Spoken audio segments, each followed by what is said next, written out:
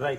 اچھا حنید لاکھانی صاحب، آپ یہ بتائیں کہ آپ اس وقت گورنمنٹ کی آفیشیل کیا موقف ہے؟ آپ پی ٹی آئی کو سینئر رہنما ہیں. جیسے کہ ایک پروگرام میں ڈاکٹر ظفر مرزا نے کہا کہ اس وبا کو ہم کنٹرول نہیں کر سکتے، یہ بیماری ایک حد تک پھیلے گی، اس کو ہم پھیلانا چاہتے ہیں، جس کے تحت 70%، جیسے اشتیاق بیگ صاحب نے اپنے آرٹیکل میں لکھا ہے کہ 15 لاکھ لوگوں کی ڈیتھ ہو جائے گی.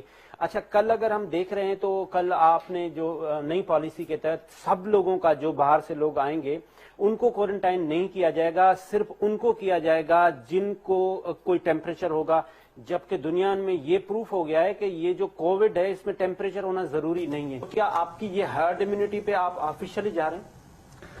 نہیں، بالکل بھی نہیں. ہرڈ امیونٹی کا کوئی سٹانس نہیں ہے. ٹھیک ہے. فیڈرل گورنمنٹ کا سٹانس یہ ہے کہ ادھر لاک ڈاؤن جو ہے وہ اسمارٹ لاک ڈاؤن ہوگا. ہم لوگ جو ہیں وہ میں آپ کو تھوڑا سا اشتیاق صاحب جو ہیں ان کی جو پریشانی ہے، جو فکر ہے، بالکل بجا ہے.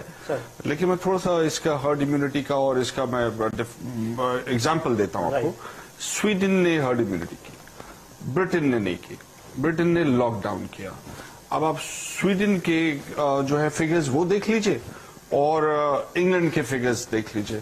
سویڈن میں جو ان امپلائمنٹ ریٹ ہے وہ بالکل بھی نہیں چینج ہوگا، ویئرز برٹن کا ان امپلائمنٹ ریٹ جو ہے وہ 4 سے 9% ہو گیا.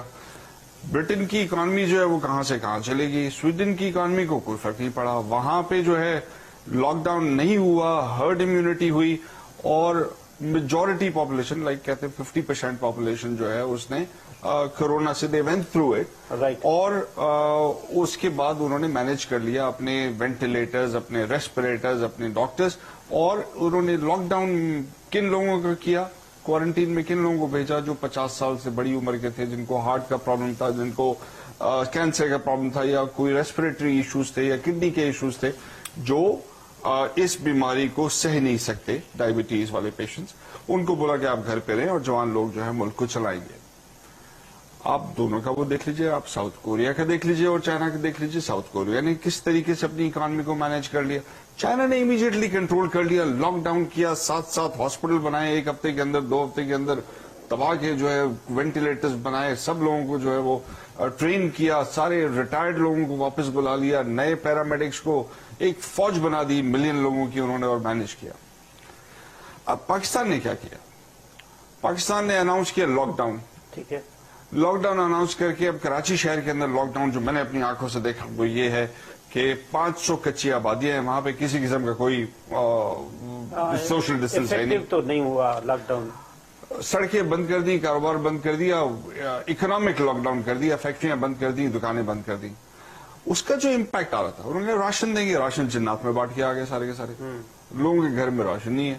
پھر اس کے بعد انہوں نے کہا جی ہم جو ہے وہ وینٹیلیٹرز بنائیں گے، وینٹیلیٹرز بھی نہیں آئے.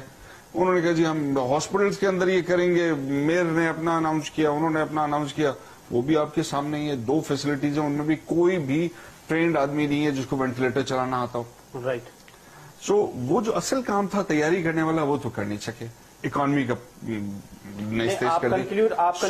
کرنے جا رہے ہیں. میں آپ کو یہ بتا رہا ہوں کہ ہرڈ امیونٹی نہیں ہے، اسمارٹ لاک ڈاؤن ہے، جس میں جو بزرگ ہیں ان کو خود ذمہ داری لینی ہوگی. ہمیں اپنے بزرگوں کی ذمہ داری لینی ہوگی، ان کو آئسولیشن میں رکھنا ہوگا، کوارنٹین میں رکھنا ہوگا، اور ملک کی باغ دوڑ جو ہے وہ خود سنبھالنی ہوگی. بچوں کو اس کا خطرہ نہیں ہے، جوانوں کو اس کا خطرہ نہیں ہے. منسکیول پرسنٹیج ہے جو خطرے میں آ سکتی ہے، اس کے لیے تیاری کرنی ہوگی. لیکن بزرگوں کی احتیاط ہم پہ بہت ضروری ہے، وہ ہم سب نے مل کے کرنی ہوگی. وہ خود کریں یا ریاست کی کوئی ڈائریکٹیوز ہے؟ ریاست کی ڈائریکٹیوز ہیں، اور ریاست کی ڈائریکٹیوز ہم سب پہ ہے کہ ہم سب کی ذمہ داری، میری جو والدہ ہیں ان کی ذمہ داری مجھ پر ہے کہ ہم ان کو جو ہے کم از کم اتنے آئسولیشن میں رکھیں کہ ان کو ہم بیماری نہ دیں. ہم اپنے آپ کو اتنا بچا کے رکھیں، اپنے ہاتھوں کو، اپنے منہ کو، کہ ہم بیماری لے کے